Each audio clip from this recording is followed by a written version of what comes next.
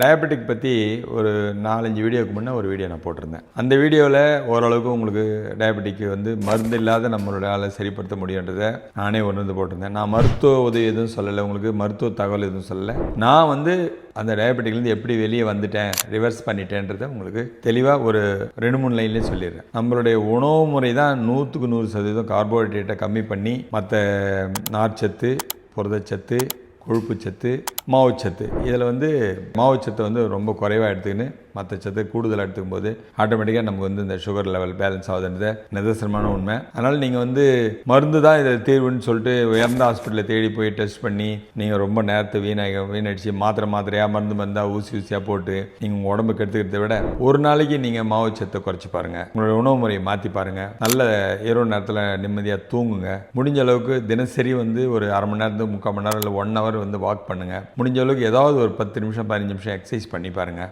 ஊசி போட்டு தான், இன்சுலின் போட்டு தான் மாத்திரை வந்துடலாம், மாத்திரை போட்டு தான் நிறுத்திடலாம். இது நிதர்சனமான என்னுடைய உடம்புல பயன்படுத்தி நான் உங்களுக்கு இதை தகவலாக சொல்கிறேன். அதனால் சுகர் பயப்பட வேண்டிய ஒரு விஷயம் இல்லை. அது ஒரு குறைபாடை தவிர அது ஒரு நோய் இல்லை. மற்ற நோயெல்லாம் வர்றதுக்கு நம்ம ஆர்கன்ஸ்லாம் கெட்டு போகாமல் இருக்கிறதுக்கு உங்களோட உடம்பை டயபெட்டிக்கை பொறுத்தவரை அந்த சொல்கிற அளவில் நம்ம சுகரை வச்சுக்கணும். அந்த அளவில் இருந்தாக்கா உங்களுக்கு நோயின்றது ஒன்று வர வாய்ப்பே இல்லை. இதை மருந்து இல்லாமல் கண்டிப்பாக குணப்படுத்த முடியுன்றது என் மூலயமா உங்களுக்கு நான் நிரூபணமான உண்மையை சொல்கிறேன். நன்றி, வணக்கம்.